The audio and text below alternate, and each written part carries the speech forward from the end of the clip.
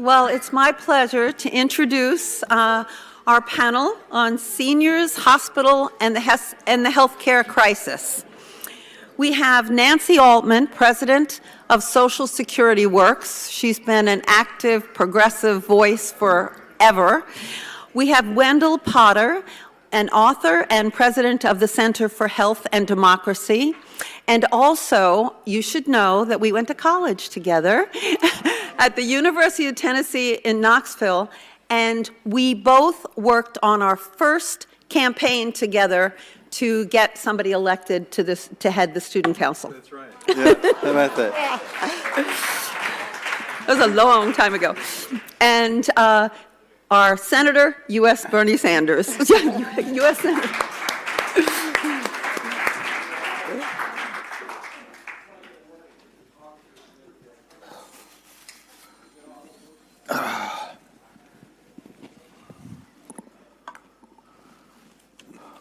So who's moderating this thing? I don't know. How are we going to get this going? All right, let me start it off, and I'm delighted to be here with Nancy and Wendell, two heroes of mine who have spent their lives fighting to protect seniors and bring justice to our broken healthcare system. Because this is the Sanders Institute, and my last name is Sanders, I'm going to take a little bit of leeway before we get into the issue, and that is, it goes without saying that our healthcare system is broken. I think everybody in America knows that. We spend twice as much per capita on healthcare as the people of any other country, yet we have tens of millions of people who are uninsured, underinsured. Our life expectancy is significantly lower than many other countries, and the life expectancy between wealthy people and working class people is outrageously high. We heard that the other day from Gigi talking about Washington, D.C. You live in a rich community, you live 10, 15 years longer than in a poorer community. So kind of everybody knows that the healthcare system is broken, that we're the only major country on earth that doesn't guarantee healthcare to all people as a human right. I think the point that I want to make is it is not just the healthcare system that is broken. The entire economic system is broken, but in a sense, it's not really broken. The system is doing what it is supposed to do. It is working very well for the people on top. In fact, it has never worked better. You know, we all listened to Stephanie the other day, and she talked about somebody's deficit is somebody else's surplus. That's precisely what's going on in the economy. So right now, for the top 1%, the economy is doing better, I suspect, than at any time in American history. Wealthiest people are exploding with wealth. If you're rich, we talk about a housing crisis. You know, these guys have not 1 home, 2 homes, 5 homes, 10 homes. You talk about healthcare, they get the best healthcare in the world. Their education, their kids go to very, very good schools, the wonderful childcare for their little ones. They don't have to wait on long lines for a bus or for a plane. They have their own jet planes. And it's not only the incredible wealth and the disparity of wealth that exists in America, the wealth of the people on top. With that wealth, obviously goes political power. So we hear a lot of talk about Congress, but I don't have to tell anybody that the political system in America is totally corrupt, in the sense not that people take bribes and break the law. They don't have to take bribes and break the law because people on top make the law. So if you make the laws, you don't have to break the laws. If you talk about laws that give huge tax breaks to the rich and large corporations that allow oil companies to destroy the planet, nothing to break. Oil companies aren't breaking the law. They're doing what's legal. They make the laws.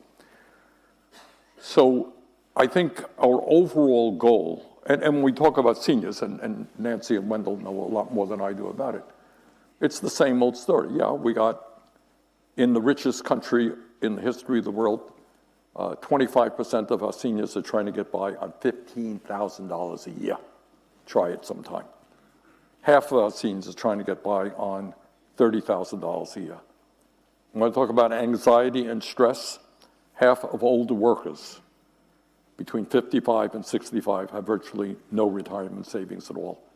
And then you hear people talking about cutting Social Security. In terms of education, we used to be the best educated country on earth. We're now falling behind many other countries in terms of the percentage of our kids who go to get a higher education, and many of those kids leave school deeply in debt. So we don't have to harp on the issue, but it's not just a healthcare system that is broken. It is not just the way we treat our seniors, which is abysmal. We have the highest rate of childhood poverty of almost any major country on earth. But when it comes to tax breaks for billionaires, not a problem. You'll all be happy to know, I'm being facetious here, that the military budget now is close to $1 trillion. And you know how many dissenting votes there are in Congress? Very few. It came out of the Armed Forces Committee with one dissenting vote, like 20 to 1 or something like that, and that's kind of the way it is. With the exceptions in the House, there are some people who are voting against that budget. So you got a set of priorities which are totally backward, totally inhumane. That's the bad news. Now, what's the good news? My wife always told me I harp on the bad news, so occasionally I'll talk about the good news. I'll give you some good news. We got a broken healthcare system, but we have something else. In my extended family, which includes some of my staff, we recently had a crisis, a healthcare crisis. Kid became terribly ill very quickly. In almost a miraculous way, doctors in Boston did what had to be done, a miracle. Kid is 100% wonderful right now. You're seeing people having drugs, prescription drugs. You're seeing people undergoing medical treatment who are alive and well today who would have been dead not so many years ago. We are seeing an explosion of technology now, which we all take for granted. When I was a kid, I read things, some of you don't know what they are, they're called newspapers. They're paper. So I would read 1 or 2 of them a day, maybe. Now you go to the computer, you look at 15 papers around the world. If they're in a language you don't know, you can't understand, they are able to translate those things. That's extraordinary. And we're looking now at another revolution in terms of AI, which can significantly increase worker output and worker productivity. So on one hand, what we are looking at, and I got to make this point over and over again, the system is working for the people on top. And the people on top are not nice people by and large. They come across as being very nice, as intelligent, but in fact they are extremely greedy. And they're willing to step on anybody and everybody who gets in their way. One of the things we're dealing with, I'm chairman of the Health Education Labor Committee, so we're dealing with a lot of stuff. But one of the things we're dealing with is the issue of prescription drugs internationally. And Wendell, I know, knows a lot about that. Bottom line is, drugs have been developed, with COVID and the vaccine and many other drugs, which can save lives, can ease suffering all over the world. And these guys have the product. They have the intellectual property. They are prepared to allow people around the world to die or children to suffer because they can't pay the outrageous price. In this country alone, 1 out of 4 people cannot afford the medicine their doctors prescribe. How many of them die? How many of them suffer? Meanwhile, last year, 10 of the top pharmaceutical companies made $110 billion in profit. Insurance companies, the same thing. They're doing very, very well. People are dying because they can't get to a doctor on time. So I put all of that into the broad context. There is good news out there. If we had responsible government and a vibrant democracy, where government was working for the needs of the people, we can create a decent standard of living for all people. That is not utopian. That, in fact, already exists in a number of countries around the world. We could wipe out poverty. You don't have to have 600,000 people sleeping out on the streets, while 3 people own more wealth than the bottom half of American society. But those are not only figuring out how we can do it, more importantly, it is a political crisis in which government increasingly represents the people on top and ignores the vast majority of the people. So with that, let me give it over to who wants to go. Nancy, you want to go? Okay. Yeah, let me pick up on some of those themes, because I think those are very important themes. But let me start by thanking Jane and Dave and Shanna and everyone who put this gathering together. And it really has been about breaking down the silos, because all of our issues are interconnected. I mean, we call this seniors, and of course, almost everyone is either a senior or hopes to be a senior someday. It really, it's uniting, and yet only in Washington do they talk about intergenerational warfare, as if somehow, I sort of joke that when I was in my 20s and 30s, I was told Social Security wasn't going to be there, we can't afford Medicare, it's all these greedy geezers, talking about my parents and grandparents, and you're a victim. All that happened was I got older, and now I'm the victim, and my children and grandchildren, I'm the victimizer, and my children and grandchildren are now the victims. It is one of my favorite Franklin Roosevelt quotes was, and he said it in actually defense in 1936, just the year after Social Security was enacted and the Republicans were running against it. He said, "It's an old strategy of tyrants to delude their victims into doing their battles, fighting their battles for them. And it's the billionaires who are the tyrants. And they're trying to get all of us to fight against each other rather than to join." As we all know in this room, and as I think that we outnumber them, we really represent the vast majority of people. And the only way they can win is to divide us. And the way that we win is some of us lead on some issues, some on other issues, but we support each other on all of these issues.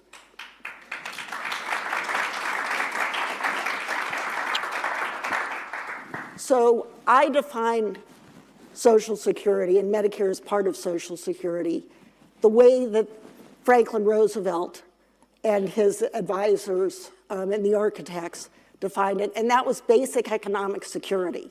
They understood Social Security to be, you have to have an education, and you can't come out of, start your career and be burdened by debt. In fact, it's an old American tradition. Tom Paine, who wrote Agrarian Justice, called for an old age pension system paid for by an estate tax. And he also, so we were part of the way to what he wanted. He also wanted people, when they reached maturity, to be given a lump sum of money that they could go and they could start their careers. So what does it mean to be economically secure? You have to have an education. You have to have a living wage. You have to have wage insurance.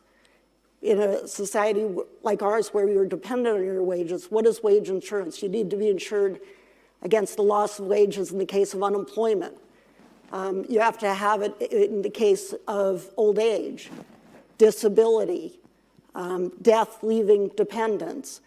If you become sick, short-term disability, parental leave, all of those are part of what you need for basic economic security.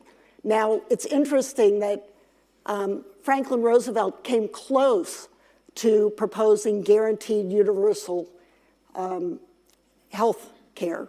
They studied it very closely. They were just about to propose it as part of the Social Security Act.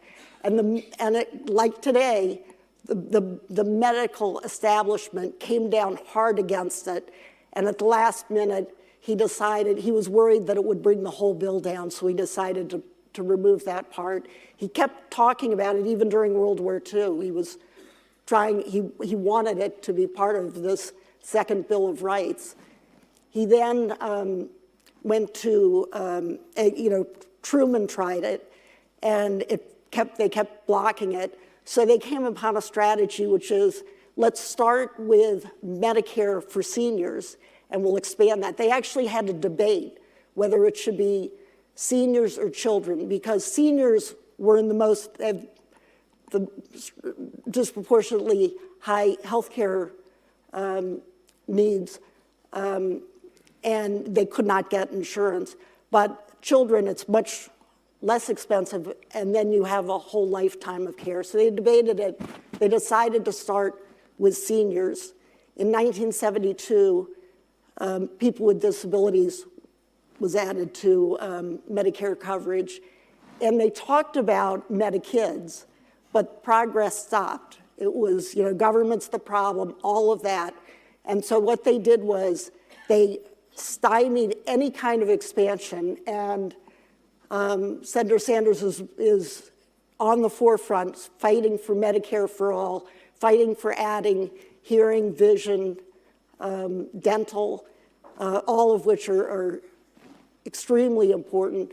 And we should start, even if we don't get Medicare for all, lowering the age and having a Medikids program and meeting in the middle. That would be extremely popular and is something that can be done. But what the billionaire class, funded campaign, has been doing is not only stymieing any progress, but working, and Wendell, I think you'll talk a lot about this, privatizing, starting back with Reagan, they started to subtly and not so subtly privatize Medicare. George Bush tried to privatize Social Security, that failed, but they've been unbelievably successful in privatizing Medicare. So we are really going in the wrong direction. But again, the American people are with us. One of my absolute favorite polls was done by Pew. It was March of 2016. And what they did, it was, in the height of the primaries. So I think Martin O'Malley was no longer in the race, but it was still Bernie and Hillary Clinton on the Democratic side. And the Republican side had whittled down, so it was now just Kasich, Ted Cruz, and Donald Trump. And the poll asked voters who they supported, who they planned to vote for, and then a series of issues. And, all kinds of issues, foreign and domestic issues. And they all came out sort of the way you would expect, except they did not ask about Medicare, but it would have come out the same. When they asked about Social Security, all of the dots, overwhelmingly like 80%, were all circled around Bernie Sanders' name. Even those who were supporting Ted Cruz, who was for privatizing Social Security, they all came out. So it is a wedge issue. I know this is C3, so this is information, but it is an issue. It's a bread and butter issue. It's especially important to rural communities, which tend to be older. It is one where where MAGA Republicans, as I say, agree with Bernie Sanders on that. And it is all we need is a few percentage in the right states. And then I think when we have a Congress where Senator Sanders is in the majority and chairman and remain so, and we retake the House and we have the White House, we're going to make, I believe there'll be real progress on all these issues. All right, let me interrupt you there, if I may, Yes. and give it over to Wendell. Wendell, thank you for all Thank you you, do. Senator. And Senator, I used to work for one of those newspapers that you mentioned. I was a newspaper, after I left the University of Tennessee, I had a career in journalism in Memphis and Nashville and then in Washington. By the way, just an aside, can you imagine, we're people of a certain age, but just imagine Jane and me on the University of Tennessee campus as 20-year-olds getting our first start in politics and activism. And I had hair back then, a lot of it, and a mustache. And unlike Bill Clinton, I think I did inhale a time or two. But I spent a lot longer had a longer career on the dark side, working for health insurance companies. It's a long story we won't get into, but I wound up running corporate communications for Humana and then Cigna. So I saw how these companies really operate. And prior to that, I'd worked for a fairly large hospital system in Knoxville, Tennessee. So I know how this industry has changed and how they make money, where it comes from, what they do with it. Last year, the insurance companies have consolidated incredibly over the past several years, especially since the Affordable Care Act was passed through what's referred to as vertical integration. Last year, you said $1 trillion military budget.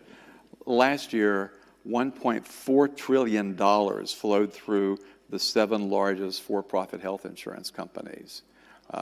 They suck up so much, not only in our premiums, but they've figured out how to suck up money out of the pharmacy supply chain, from the Medicare program. Over the past 10 years, 3 of those big companies, United Healthcare, the biggest, Aetna, and Humana, actually last year insured fewer people of working age and people who get their coverage through the individual market than they did 10 years before. 100% of their enrollment gain came from public programs, from Medicare Advantage and Medicaid. And 3 big companies, United, Cigna, where I used to work, and CVS, which owns Aetna, collectively control 80% of the pharmacy benefit management program. So they make money every which way, to the point that they also are buying increasingly components of the healthcare delivery system. Between 2002 and 2024, there were 2,000 hospital mergers in this country. Yale University recently did a research project looking at the most recent 1,000 and found that only the FTC only took any kind of enforcement action against 13 of those. So these mergers have been able to go through, and we are where we are because of the lack of any real oversight and scrutiny of these Wendell, deals. can I jump in and ask you a question here? Yeah. Because I think not a lot of people get into the detail that you're familiar with. Theoretically, in a rational healthcare system, if I spend $1, I want that dollar to go to doctors and nurses and prescription drugs and hospital costs. Yeah. What is the function of an insurance company in that process? It shouldn't be what it is now. When we were younger, most of us, if we had insurance, we got it through a nonprofit Blue Cross plan. Those companies have largely converted to for-profit status. They have become enormous middlemen, and they're not necessary. In fact, as part of my newsletter, I have a part called disintermediation to try to get rid of the middleman. What can we do to get rid of that middleman function? Because it is sucking so much out of our tax dollars, out of the Medicare Trust Fund, out of the pharmacy supply chain, as I mentioned. But it doesn't provide any value. I call this disintermediation, this thing I'm doing with my newsletter. And that comes from a leadership meeting with my CEO before I left Cigna. And someone asked him, what keeps you up at night? And he said, disintermediation. And that is the fear, he said, that employers in particular would begin to wake up and question the value proposition of big insurance companies as the middleman.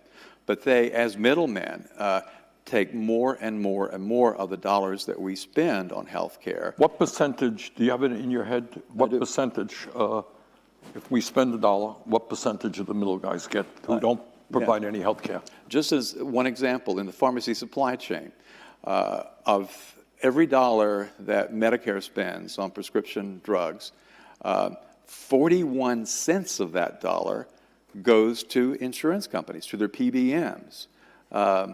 Another, I think 13% goes to wholesalers or distributors. So more than half go to these middlemen. And 30% goes to the manufacturers. I mean, so in other words, they have figured, and we saw that slide yesterday that Chris Deacon had, showing that they got from litigation, from discovery, that Cigna, where I used to work, was able to take a bill, a very large bill, but capture more than the provider charged. It's insane what this middleman has done, and I think employers are beginning to wake up. So you got the middlemen in the pharmaceutical industry and the middlemen in the insurance industry. Yep. We are spending, maybe Deb Richter can correct me if I'm wrong, what do you say, twice as what Canada spends in terms of administration. So what we can all agree, I mean, running a healthcare system is not easy under the best of the circumstances. But if you spend the dollar, you want it to go to healthcare. Yeah. And where our dollars are going to insurance companies who are doing phenomenally well, drug companies doing phenomenally well, PBMs doing phenomenally well. And that is why, we need, in my view, I think we all share this, a universal healthcare system, Medicare for all single payer system. And the reason Deb Richter made this point yesterday in her presentation, we can provide healthcare to every man, woman, and child without spending any more because we're putting the money into healthcare, not into hundreds and hundreds of billions of dollars in wasted administration. Nancy? And in fact, I mean, there are some things government does better than the private sector. Some, of course, are just moral, what they should be doing, but it's also more efficient. Social Security, healthcare is certainly one example. Medicare is more efficient than, even though it's covering people with disabilities, seniors, people with the highest healthcare costs, spends less on administration than private sector insurance. Social Security spends less than a penny of every dollar on administration. More than 99 cents goes out in benefits. In contrast, I think it's Liberty Mutual spends something like 18 or 20% on administrative costs. And the reasons are obvious. First of all, insurance is most efficient if you have the largest risk pool that you can have. The government is the only one that can mandate the entire risk pool, which is why universal health insurance, one system, makes the most sense. You're not paying high-paid CEOs, you're paying civil servants. You don't have to spend a lot of money advertising. We've all seen the advertisements on television. If it's a government provided system, it's just fairer, it's better, it's more efficient, and it also frees, and it affects everything else. It improves mobility because so many people feel trapped to their employers so they can keep their health insurance. All right, and also, if you have, and Wendell, jump in here, if you have a for-profit system and I'm the insurance company, do I make much money keeping people healthy? No. No, you don't. In fact, there's an incentive against that, and they increasingly are reluctant to pay claims that they should be paying. And they're also very short-term focused. They know there's a lot of churn, as they call it, in health insurance. So they don't have an incentive to try to get people healthy or keep them well in the first place. And hospitals are largely the same way. So we have a system. It's another reason why we're living shorter lives than people in other countries. But this is also why despite that, we'll be spending $5 trillion on health care, almost 20% of GDP, as has been mentioned. About a third of that has been shown to be largely, well, it doesn't go toward keeping us healthy or even getting us well. It's eaten up by administrative expenses. Deb, one of her slides was comparing the University's Toronto hospital system with Duke University. Just a small number of people in Toronto are involved in administration, and over 1,000 at just that one hospital system. That's replicated all over the country. So you've got all of this money that's being going into these companies. Physicians and hospitals have to have these administrators, these folks on staff to deal with insurance companies, to try to get paid appropriately. But that is money that is also money that could be diverted to universal health care. Let me ask Nancy, because Nancy hangs out a bit in Washington, D.C., right? So if we are spending twice as much per capita as other countries, if our healthcare outcomes are worse, how come? And in your judgment, what are the impediments for Congress to respond accordingly?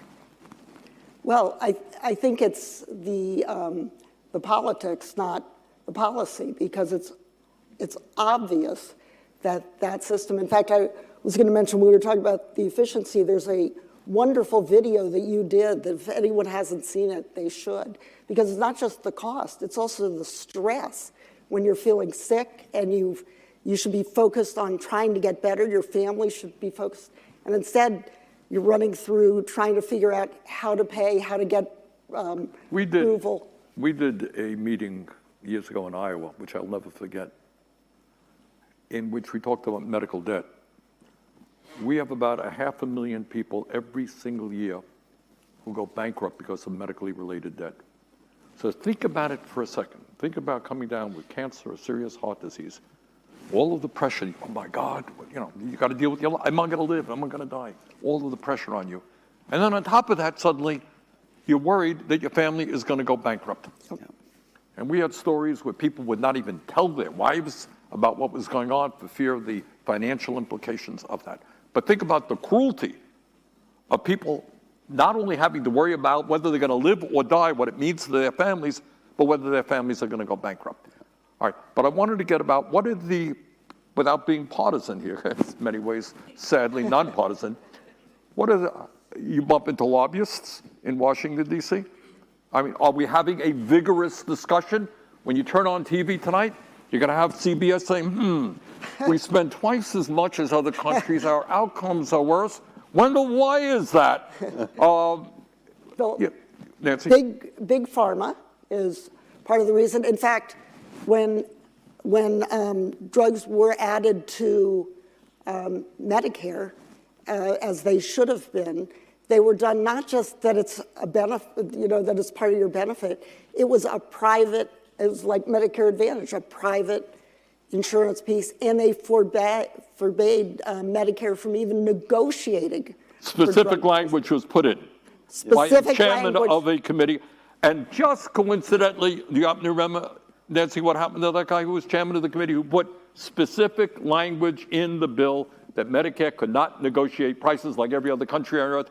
Gee, he went to work for a low-income group, I think. Was that it? Yes. Now, what happened to him? Little revolving door. And he became the head of pharma. Yeah. That's right. The CEO of pharma a few years later. Clearly a major coincidence, but that was a major decision. And in fact, it's taken us all these years to begin finally the process, too slowly, too little, but to begin negotiating drug prices through Medicare. Yeah. Well, I was going to say that same bill, it was the Medicare Modernization Act of 2003, which is exactly as you described it. But it's also the bill that created the current Medicare Advantage program. Privatization was already underway, but this made it so much more lucrative for big insurance companies to get into that business, and it's been a huge cash cow for them. And I'd say a word. I'm going to interrupt because I want you to explain. You're talking not only to the people in this room, but a few 100,000 people on the live stream. Yeah. All right. Why do people go into Medicare? What is Medicare not providing right now that attracts people to Medicare. Private Medicare Advantage? Yeah, I think the main thing is that, well, first of all, they're bombarded with deceptive advertising. They think that Medicare Advantage is a no-brainer. The advertising is purposely meant to obscure important information, and I know that from all the time that I spent in the industry, how expert they are at leaving important stuff out, how they can confuse people. But the traditional program needs to be fixed. It needs to be improved. We talked about Medicare for All, but then we started talking about improving and expanding Medicare. That was part of the strategy, that you don't allow traditional Medicare to expand, so people have to get Medigaps, this private insurance, which to is fill expensive. in the gaps. Which provides what? Well, it provides an out-of-pocket cap and other kinds of services. It provides dental, and hearing, vision. And vision. Yeah. So in other words, what we have tried to do in the last few years is do two things. Expand Medicare, traditional Medicare, to cover dental, which is a huge, we're talking, we had a hearing on this the other day. a unbelievable percentage of elderly people have no teeth, no real teeth in their mouth, and they can't afford dentures. Hearing, serious problem. Vision, serious problem. There was a poll, a friend of mine in Congress told me about a poll that she did in the Midwest, in probably red country, actually. Do you know what the percentage of people in this country who support the concept of Medicare being expanded to cover dental, vision, and hearing? You know what it was? Anyone know? It's over 90%. Yeah. Over 90%. Nothing in America do 90% of the people agree on. On this particular one, they did agree on. And the other thing that we're working on, as Nancy mentioned, is the need to lower the Social Security retirement age. But Nancy, what is the argument we are hearing from unnamed people in Congress who say, look, Social Security is going broke, and if we want it to be there for our kids and grandchildren, look, we have to bite the bullet, right? We're going to have to make some really difficult choices. Talk about that a little bit. There has been, again, a billionaire-funded campaign. From the very beginning, there was a small group, Social Security, Medicare, overwhelmingly popular, but there was always a small group for ideological reasons and also because they didn't want to pay the extra revenue, they didn't have to pay for it, that opposed Social Security. They lost. There used to be honest debates about these, they called it socialism, and they kept losing. So, and President Eisenhower, Republican president, who pushed for expanding Social Security, called them a tiny splinter group. In fact, he wrote a letter to his brother, which you could find online because it's now public, where he said, their number is negligent and they are stupid. He said, the people who oppose these programs. But then the late 70s, early 80s, either they all disappeared or they changed their tactic. They now say, you hear almost no one says they don't like Social Security, they don't like Medicare. They say, we love those programs, but we can't afford them. They're going bankrupt. We're going to have to cut them. Your children aren't going to be able to get them. In fact, one story that, and this is again the divide and conquer. A colleague of mine, a wonderful woman who worked for many, many years in the labor movement, was in an assisted living facility in Philadelphia, and a Republican was running for Congress and came to speak to them and said, and they asked about Social Security, and the congressman said, well, don't you worry, your benefits won't be touched. And she raised her hand and stood up and said, you have insulted everyone in this room. She said, you don't think we have children and grandchildren we care about? She got a standing ovation. He left, he lost, he never came back. But the point is that it is the divide and conquer strategy. It's again why gatherings like this are so important, because united we can win. It's solidarity. And the issues are cross-cutting. If I can deviate a little bit to tell another story that I thought it was so interesting and so useful when we were talking about housing and the impact that has on health and how all of these issues really intersect. They're interconnected. Climate change has huge issues on all of the healthcare and everything that we're talking about. There was, although I don't know that a lot of people know this, but of course the Civil Rights Act of 1964 was enacted, which prohibited discrimination in public accommodations the year before Medicare was enacted, which was 1965. Well, hospitals are a public accommodation. So, and in the South, all the hospitals were segregated. You talk about the anger about integrating public schools. Hospitals, it's a lot of intimate bathing and details. They were dead set against it. But they wouldn't get Medicare once Medicare was enacted.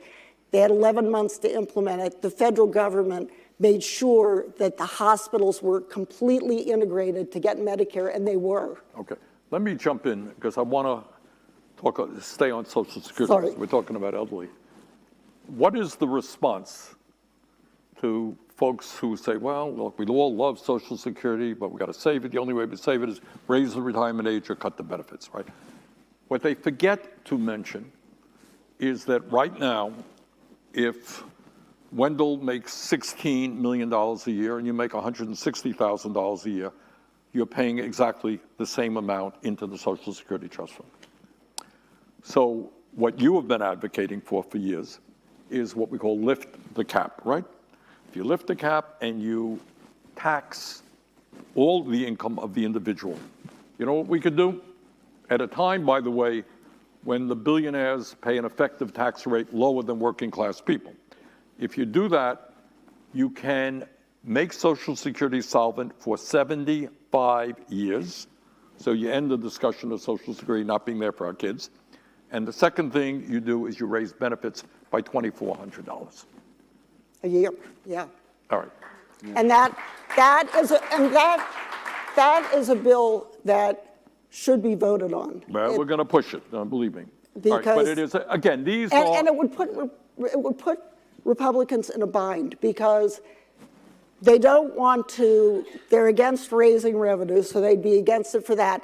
They definitely don't want to say they want to cut benefits because, again, their own voters against it. They don't want to offer an alternative. It is the perfect issue to bring up. But, you know, the point of what, now I want to open it up for some questions, but the point is these terrible problems that have been discussed by so many really extraordinary people in the last couple of days that are real, and it's important we discuss it, and it's important that we not run away from them. They are solvable problems because you are living in the wealthiest country in the history of the world. So if you go out to the average American and you say, what do you think? Should we ask a small percentage of people on top to start paying their fair share of taxes so we can expand Social Security benefits, make that program solvent for 75 years? I would guess 80–90% of the people would be for it. There's polling that, Yeah. but There is a reason why those bills don't get to the floor. And it's not just one party, by the way, I would tell you. Yeah. All right? And that speaks to a corrupt political system, et cetera, et cetera. All right. But if I can- I want to open it up to, what? I want to say Oh, okay. one more thing, and then The other I standard definitely says you got to say your last name. want to open it up. I mean, another really strong argument, and why it's right, it's the right policy as well as the right politics to enact the Sanders bill, is that although we are the wealthiest country in the world at the wealthiest moment in our history, it's not obviously, there's huge income and wealth inequality. And that income and wealth inequality has been estimated has cost Social Security $1.4 trillion over the last decade. That's money that stayed in the pockets of people, the wealthiest people, instead of going to Social Security. There is enough money to do all that we're talking about, but it hasn't been distributed right. And again, there are more of us, so. Wendell, Nancy and I have out-talked you, so you have some time to. Well, two things. One, back to Medicare. There is enough money to add vision, dental, and hearing, and an out-of-pocket cap to Medicare. But the way the system is currently structured, the federal government is overpaying private insurance companies to the tune of about $140 billion a year, the way that these private companies have rigged the system. We can go into details, we don't have time, but they have managed to do that. If you took that money, just that money, you could do so much more to improve the Medicare program. The other point I would make is that yesterday on one of the slides about what's on the mind of young people, young voters, the economy, wage growth, or the lack of it, is at the top of the list. And you look at that list, I didn't see health care. And we need to figure out how we can get young people to understand this is important. And here's why.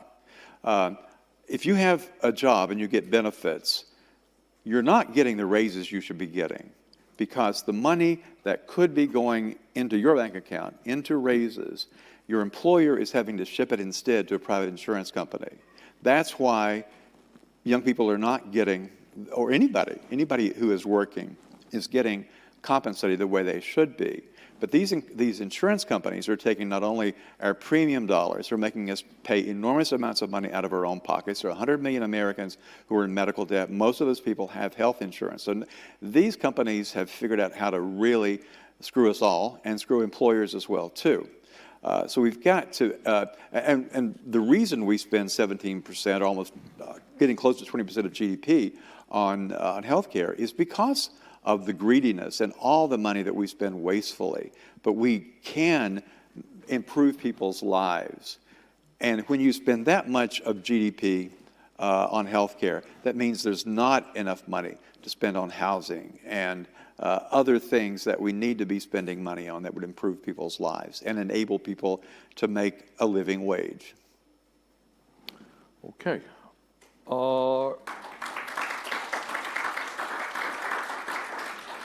Okay, questions, thoughts? Gigi? We got a mic? Here it comes. In many other countries, the government actually produces medications. We have had a shortage of saline, heparin, and a number of medicines, including flu vaccines, periodically. This would be a jobs program. It could allow cheaper, costs for Medicare and others. What do you think about that? Well, I think actually the new head of the NIH is beginning. We put a lot of pressure on these folks. And she is now beginning to talk about that. I'm going to be interviewing her on Wednesday, so we'll raise that issue. But in my view, let me detour a little bit here. I'm talking too much, but I'll just be brief. We need an entirely new model for the pharmaceutical industry. So the theory that the reason why you're paying 10 times more for a particular drug than they are in Canada, the theory is, we need that money to put into research and development so we can create these new groundbreaking drugs. Meanwhile, they're getting huge dividends and stock buybacks and everything else.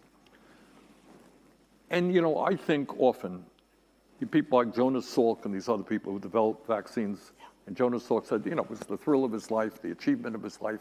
Of course, he didn't want any money out of it, right? So we got to create a model, and there are ways to do it, which, of course, we have to invest in research and development, and that is an expensive proposition. But the goal should be to create drugs which will save lives in America and all over the world. And if companies want to make a profit, fine. But you can't have a situation where they're making hundreds and hundreds of billions of dollars in profit when people are dying because they can't afford the product. Right now, my committee, we're in negotiations, so to speak, with Novo Nordisk. As you well know, they make Ozempic and Wegovy. These are weight loss drugs which could have a profound impact on people around our country and around the world. They're charging us 5 times more than the Canadians. I expect we're going to have Mr. Novo Nordisk before our committee to explain to us why they make tens of billions in profit and charge us the highest prices in the world when people can't afford that drug, and driving insurance costs up, of course, as well. So this is an issue we are trying to raise consciousness on. And you're touching on another issue. It is not just America. How many people died because they didn't have the vaccine, correct? Yeah. Because drug companies said, you can't afford it? Hey, you died. Really? Is that where we are in the year 2024? And that is where we are. So we need a revolution in the way we do. I respect these scientists. They're doing great work. They need to be well compensated. Companies need to make a profit if they're investing. But enough is enough. Okay, Jane? Could you talk a little bit about the impact of private equity in hospitals? We saw it when we went around Jane, the get the country. mic there. Yeah. Could you, Wendell, talk a little bit about the impact of private equity in hospitals? Yeah. We saw that as we traveled the country, Yeah. and it was impacting obstetrics wards, impacting hospitals. It is, and one prominent example is just down in Massachusetts. This is a system called Steward Health that is controlled by private equity. And it has put, I think it's 13 hospitals in jeopardy, and it's having to file for bankruptcy now. It's taken so much money out of those hospitals. And it's having to not only file for bankruptcy, it is looking to sell its physician practice to United Health, to its Optum division. So it's a problem. I will say this, though. Most physicians now are in practices owned by somebody else, private equity, certainly. But 41% of doctors are in physician practices now that are owned by hospital systems. Another over 20% is owned by insurance companies like United. United Healthcare is the largest owner and employer of doctors in the country. So you've got more than 3 out of every 5 doctors these days is now employed by or controlled by a hospital system or an insurance company. Private equity deserves intense scrutiny, but not to the exclusion of what insurance companies and hospital systems have done through their mega mergers over the years. But private equity, physician practices do need to have capital to expand, to remain independent. So the scrutiny is well placed on private equity. But certainly Congress and states and regulators need to pay attention to all of what's going on that is putting our healthcare delivery system at jeopardy and to be not only privatized but taken over by these giant corporations. If I might, and we have a couple of doctors in the room right now. Anyone want to talk about what it means to be working for a for-profit type institution or have experience with others? Gigi, you want to say a word?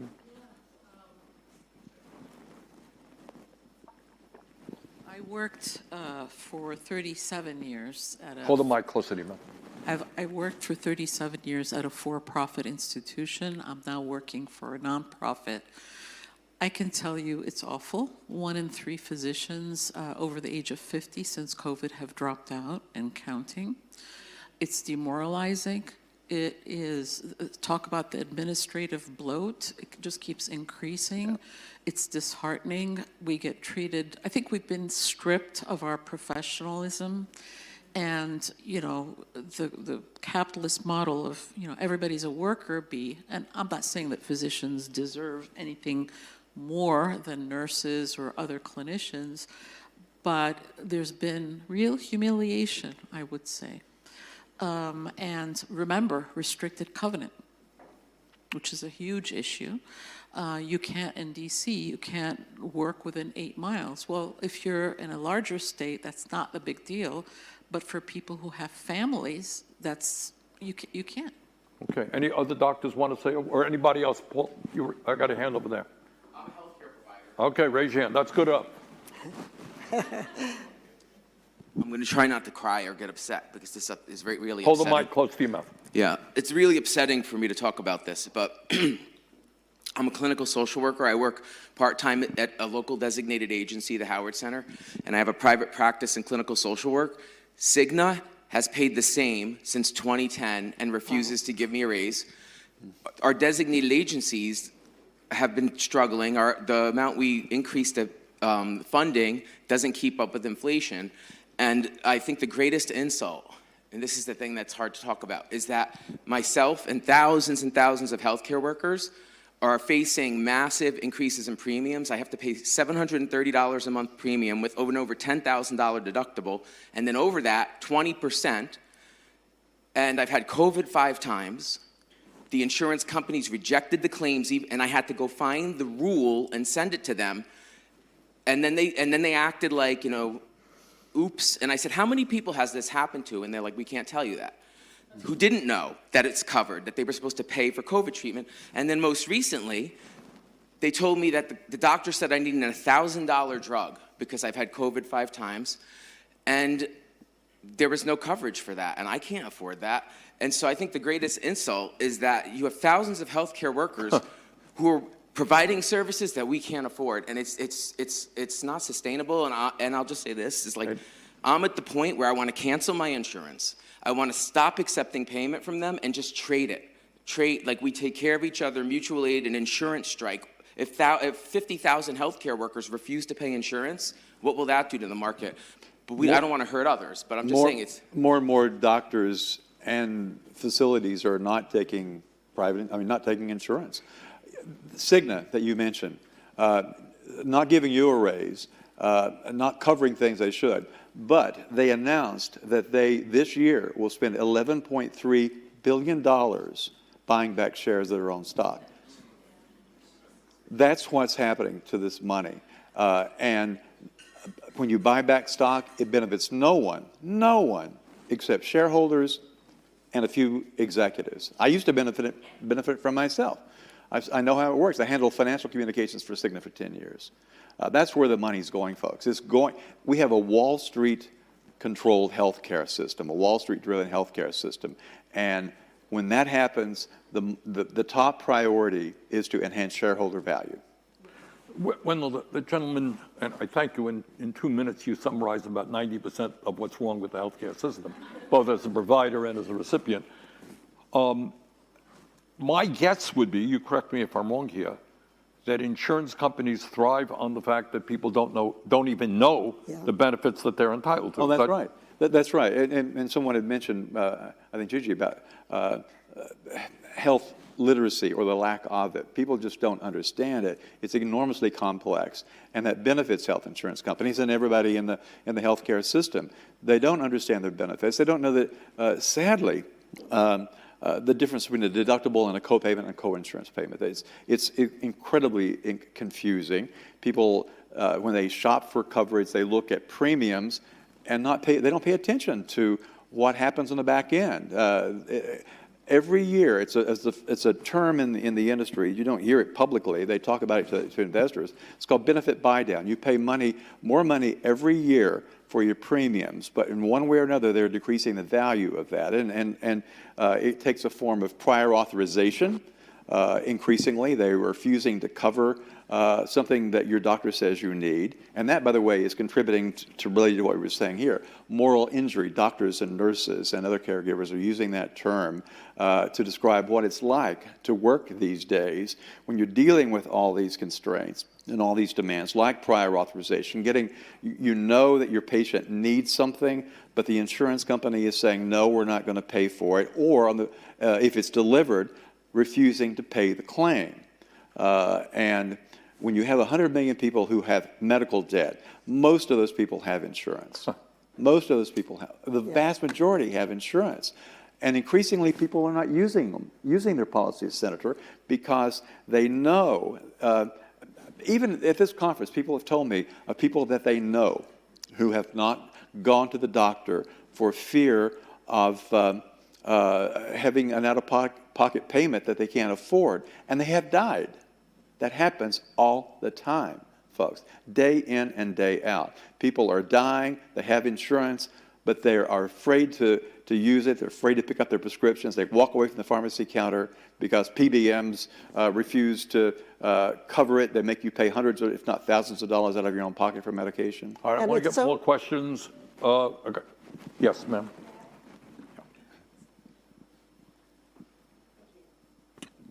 I'm Marcia Simon, and I'm a consultant to patient rights advocate, you mentioned Chris Deacon's presentation yesterday. I'm a former Senate staffer to two progressive Democrats, Ted Kennedy and Tom Harkin. Great. And what I'd like to ask is, how do we get from here to there? So how are we going to do disintermediation? I mean, Senator Sanders has a lot of really good bills. You've got medical debt, you've got Medicare for all, but you've also got a good bipartisan transparency bill that begins to shed some light on those third-party players. It's a very important bill. Yeah, I agree with that. How do you get to disintermediation? Public policy is certainly one way. price transparency will help a lot of people. It'll help employers to understand that they do not have to overpay as they are now for what they're paying. I also spend quite a bit of time looking at what's happening in the private sector, and there are, I refer to them as enlightened agents and brokers, and there are more transparent PBMs and health plans. So we're going to be shining a light on that. It's going to take place in two areas. One is public policy at the federal and state level on transparency, on PBM reform, prior authorization reform, Medicare Advantage reform. So all that is very, very necessary. But it's important to encourage innovation that disintermediates, lessens the need for insurance companies. A lot of big employers are now contracting directly with hospitals and physician practices to ensure lower cost and actually access to higher quality care in many cases.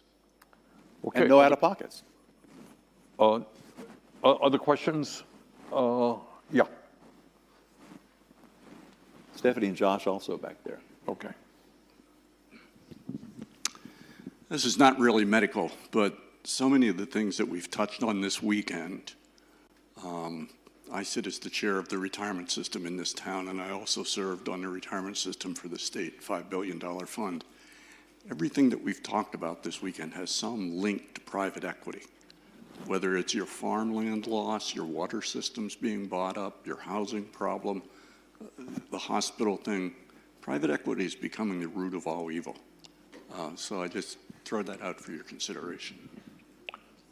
Look, it gets back to what I believe to be true is the people on top are doing phenomenally well, and they have huge amounts of money. Yeah. So they're looking for other ways. They're buying, in Vermont, they're buying childcare. They're buying housing all over the country. I mean, they have incredible money, and they want to make more money, and they're going to buy. Not to mention that ideologically, look, the goal of the right wing in America is to, as Nancy was explaining, what did they call Social Security? Was socialism back then, or Medicare socialism, whatever it is, communism, or whatever. They do not want the people through the government to be running nonprofit institutions. They want everything to be privatized. They want water systems to be privatized, electrical power systems to be privatized. That is their goal. So right now they are on the advance. They have unlimited amounts of money. They're buying up everything and making huge amounts of money. And that is part of the oligarchic movement that we're seeing. And the only way, you're going to ask how do you change that? You got to change it through a powerful grassroots movement. We heard some presentations from that the trade union movement is growing, and they will help lead that effort, but that's how you're going to change that. And Stephanie, did you want to jump in? I did. Is that okay? Okay. So I don't think there's a topic that I've written more about in my academic career than Social Security. I'm super fired up about this topic. In the film yesterday, there was a brief clip where you hear Alan Greenspan give a response. What you don't hear is the question he's responding to. And Alan Greenspan was, of course, chairman of the Federal Reserve at the time. He's there testifying. He's under oath. Paul Ryan poses a question, and Paul Ryan says, "Don't you agree with me, Mr. Chairman, that now is the time to begin to move to a system of personal retirement accounts? Because we all know Social Security is unsustainable, we can't afford it, it's going broke. So wouldn't a system of personal retirement accounts be the way to go?" And he repeats personal retirement accounts 5 times in a single breath, clearly, leading him to the answer he's looking for, which is, yes, now would be a very good time to start to privatize Social Security.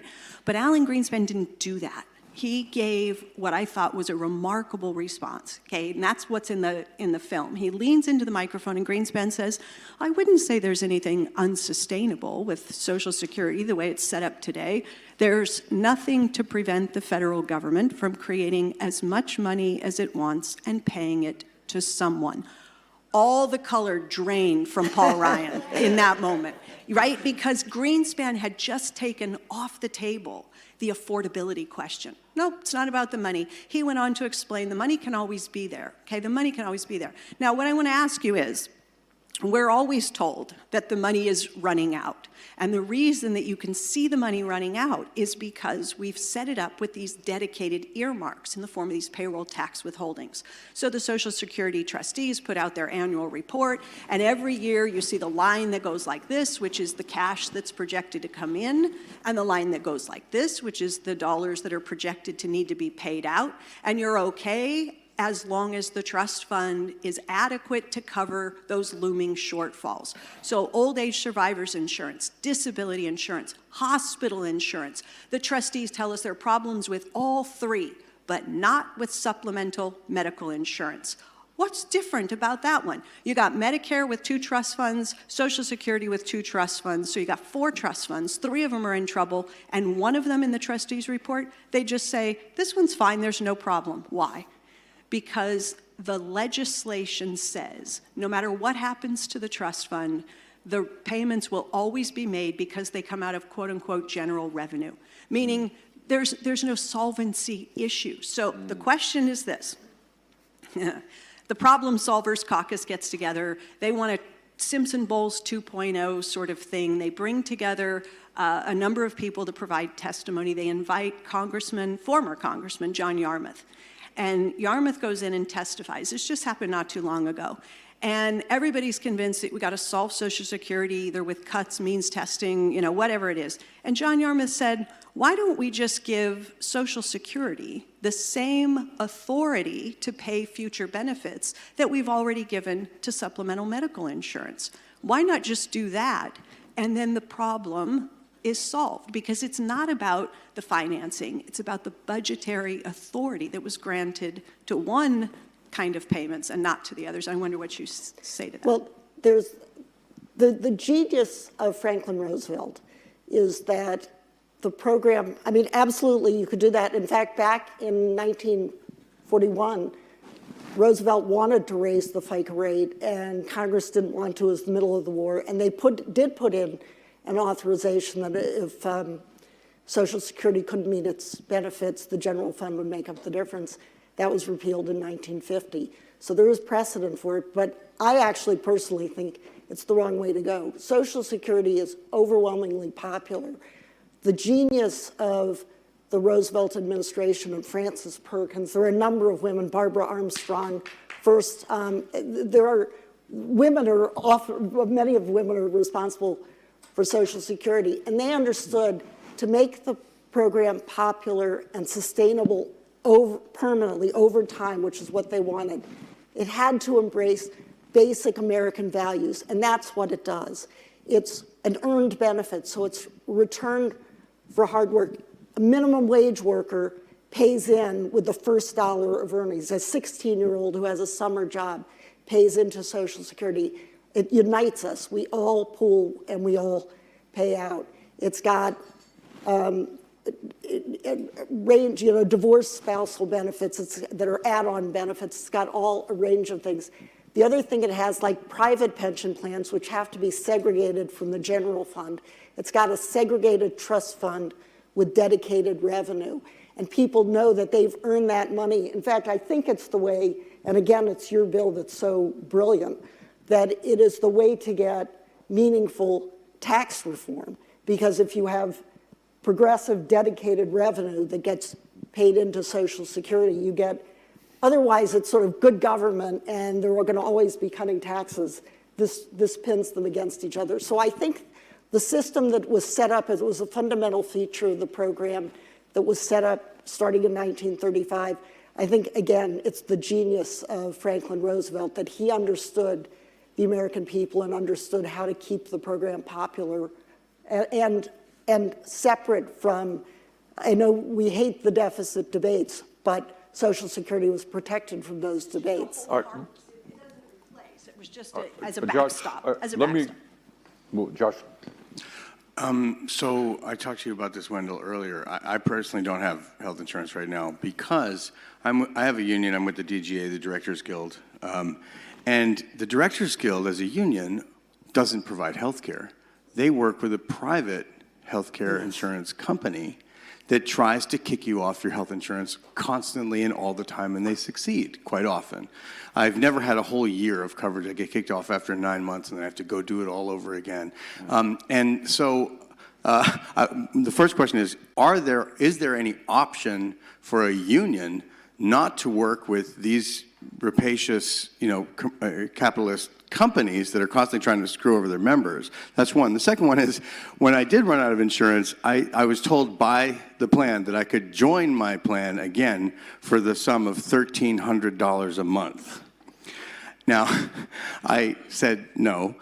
So I went on the Obamacare marketplace, found one that was $500 a month, signed up for that, and then went to the pharmacy to get medication. They told me my medication was $500.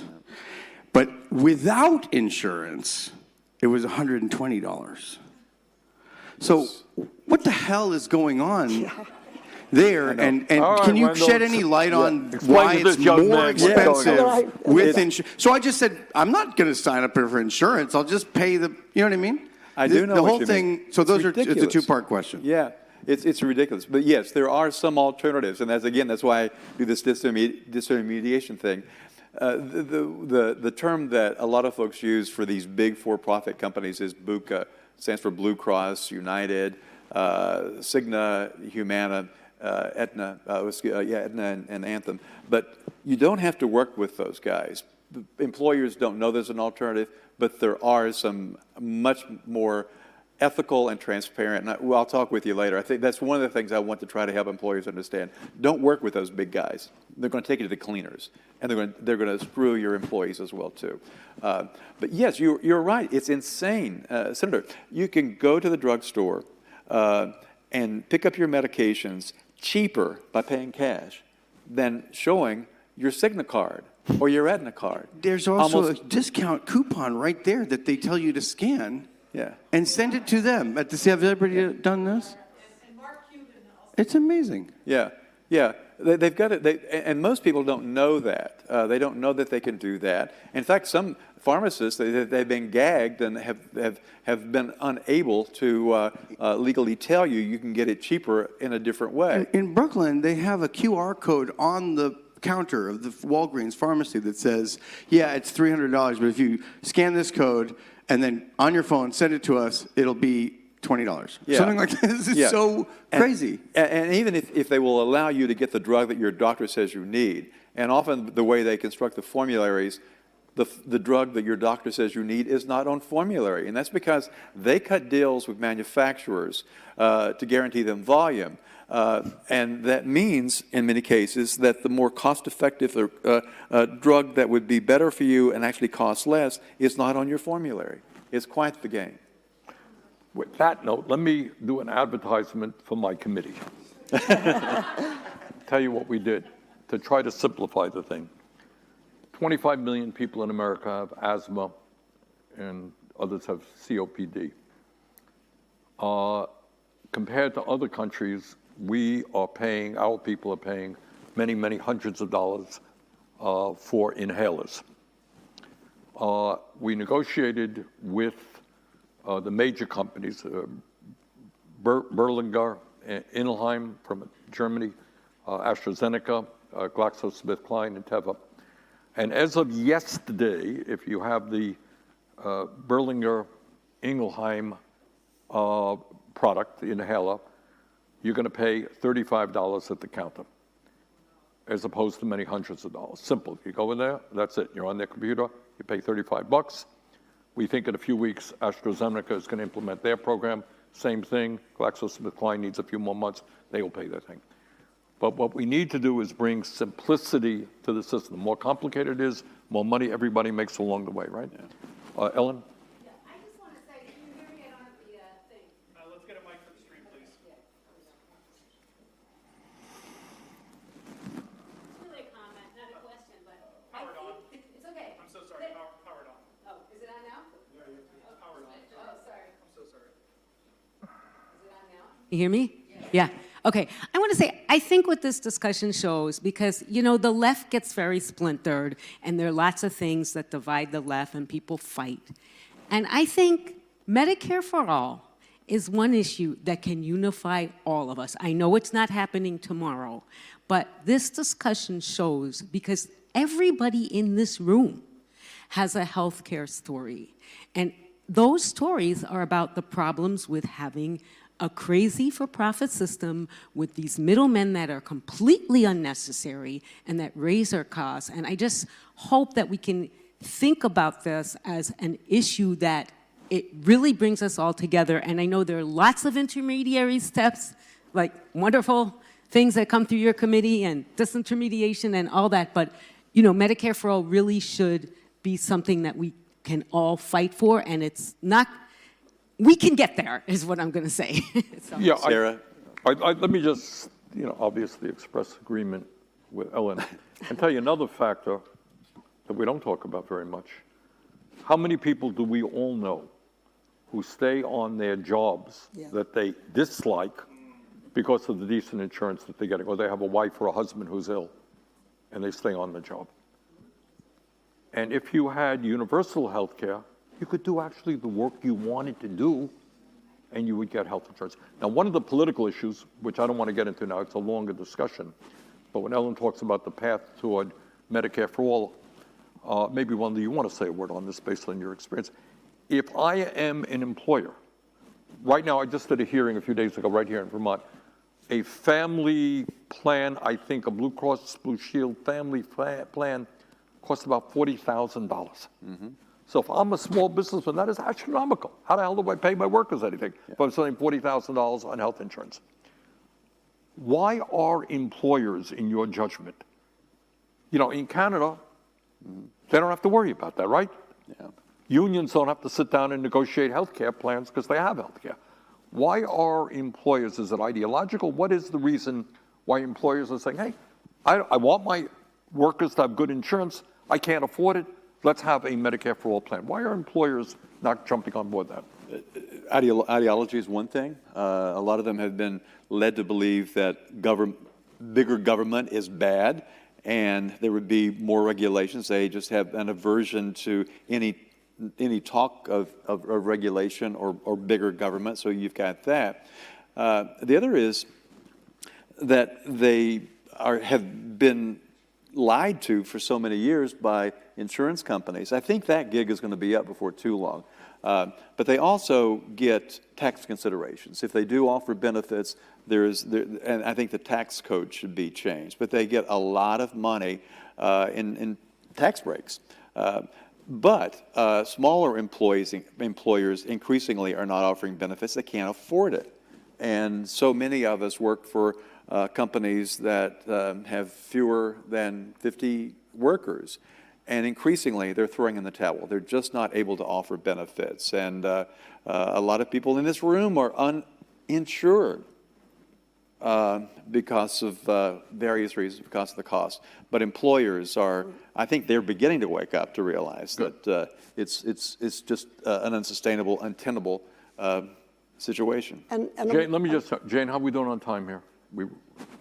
We're out of time. Sarah, Let Nancy say, everybody have last word. Okay, last word, Nancy. Okay, well, among the many advantages, just two last words, among the many advantages of Medicare for All is you don't have to worry about in-network, out-of-network, everybody's in-network, but be careful because what the other side is trying to do is Medicare Advantage for all. Yeah. You got to make sure it's traditional Medicare for all. But as a closing thought, you know, President Obama called income and wealth inequality the defining challenge of our time.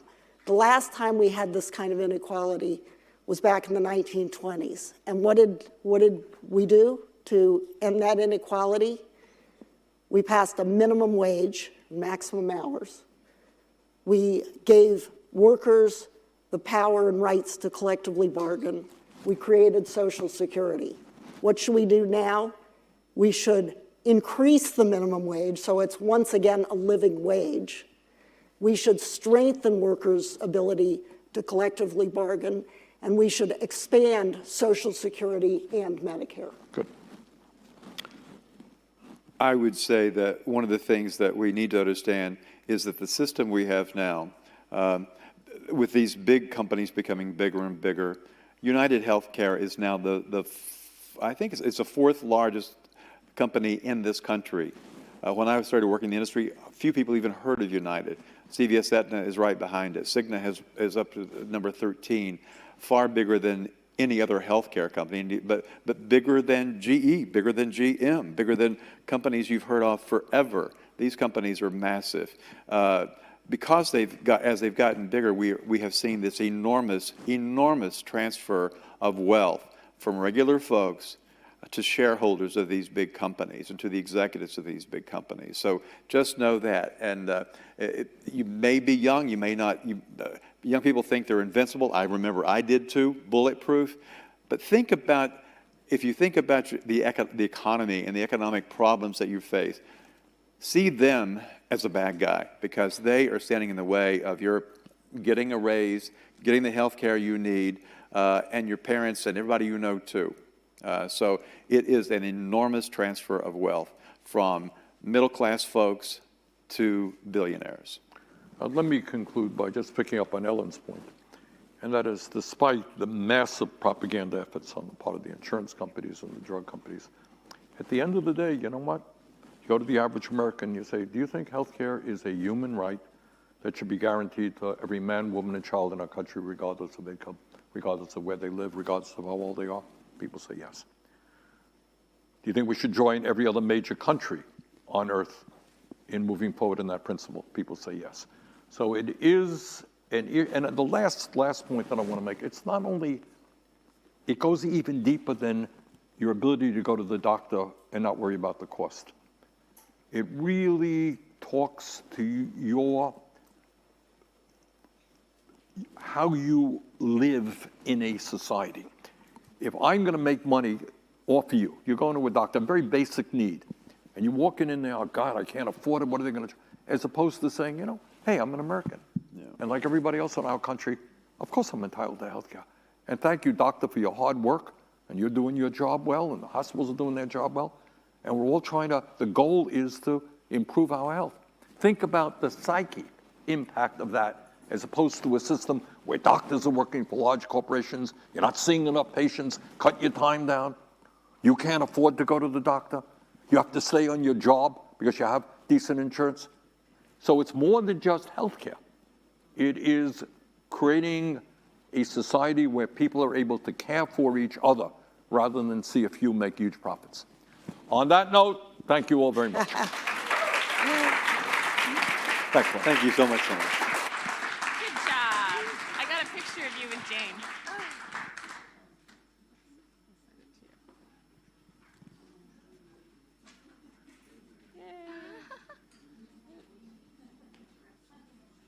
Let's see, send these to you.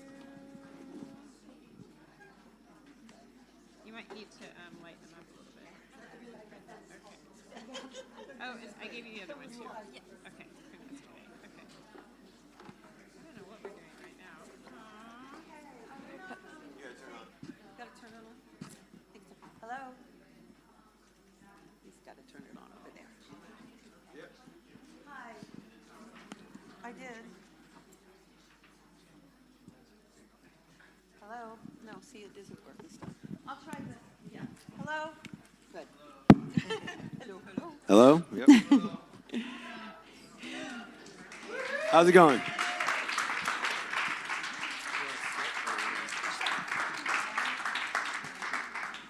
We're not going to take a lot more of your time. You've been very vigilant in terms of listening and learning along with us over this last few days. The intent of the conference was to bring together the leading professionals, the leading organizations to deal with the issues that we've addressed this weekend. Obviously, we haven't addressed them all, but we addressed quite a few. And I think that one of the things that we wanted to do was definitely break down silos, right, Dave?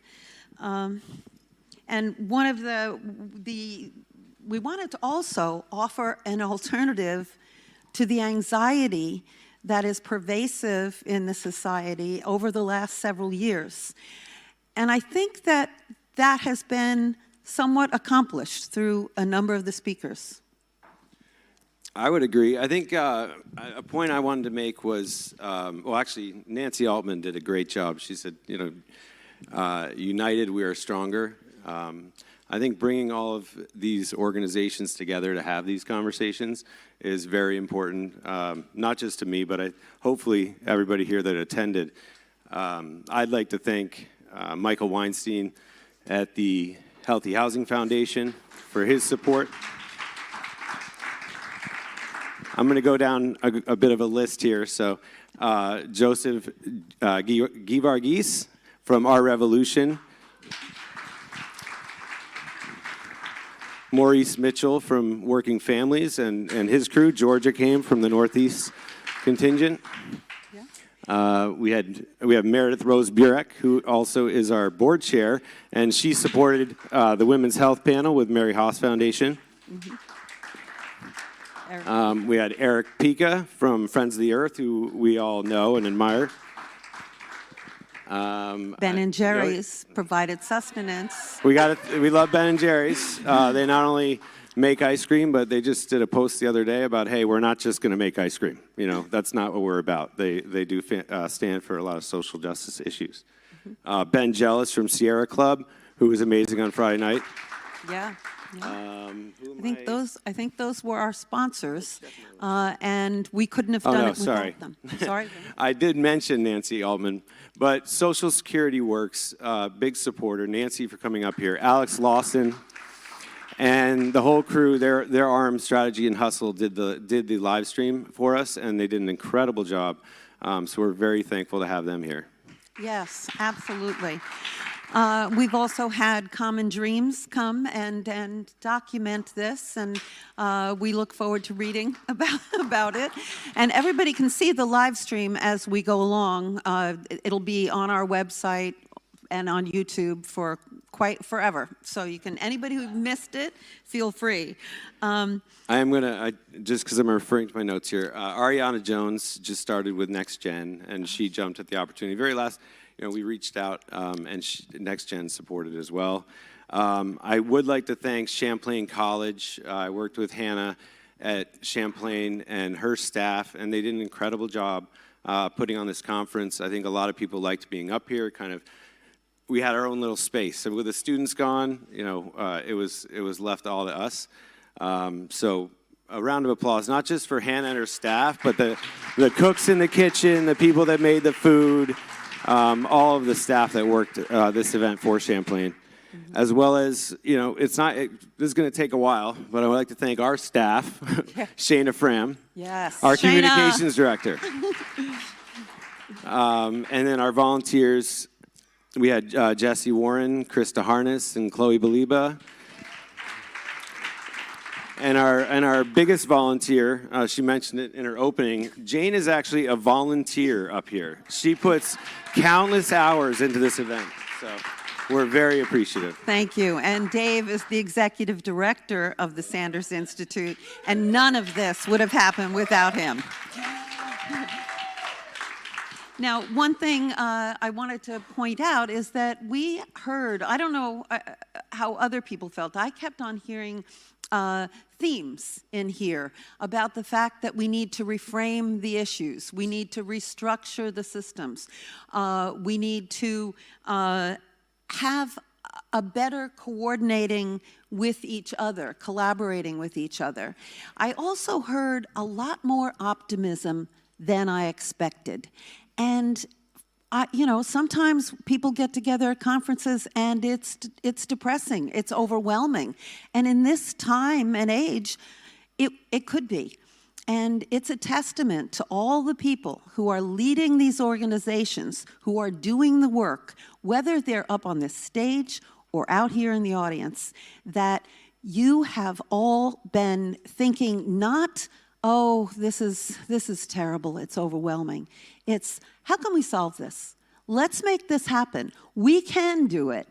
And looking at historical backgrounds as opposed to thinking, I mean, climate change. I walked in, I was surprised when I spoke to Bill McKibben about speaking here. He said, it's not all bad news. And I said, really? Good, talk about that. But for him to put it in historical perspective and talk about how we have dealt with things in the past that we thought we couldn't. And I heard that over and over and over again from people. So you really were able to come up with innovative approaches, bold ideas, replicable solutions, actionable steps. And that's the main purpose of our gatherings. So you've heard from the best people in the country. We've tried to get the best people, and I think we succeeded, don't you?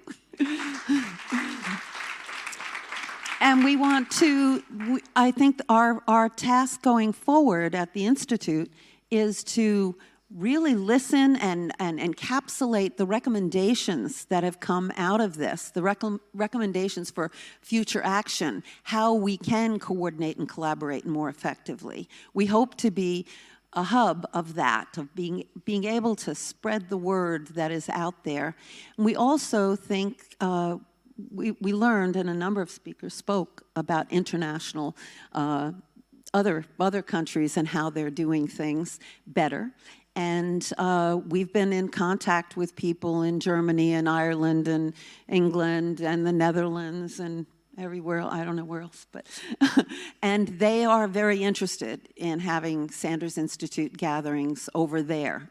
So we will stay in touch with all of you, and we'll be asking you to do more. I mean, I should mention, unlike any other conference, every speaker came without any fee. I mean, they came from long distances, took their own time, and paid their own travel most of the time, and just participated here. And we can't thank you enough, except that we understand we're going to ask more of you. So thank you for being part of this. I definitely wanted to second that. I think that just thanking all the speakers, the attendees, I mean, obviously that is what makes this gathering a success. And I think I do want to thank our photographers, Will Allen and Dan Esteban. Yes. But all of you are what makes this conference or this gathering a success, and it's much appreciated. I think that one of the things that stuck out to me, I remember Sarah Nelson got up after Saru and said, "I'm ready to run through a wall." and then I was at dinner last night and I was talking about that, and someone said, "Well, Sarah Nelson, I mean, if anybody could run through a wall." So I just feel like this is the kind of gathering that we need to bring together like-minded individuals, organizations, to inspire each other, to fire us up to get the work done. And I've had a lot of great conversations on ways to continue forward with partner organizations or partner individuals. And to piggyback on your point, I think this is just a step, and we're going to continue forward, and we hope you'll all continue forward with us. Thank you all very much.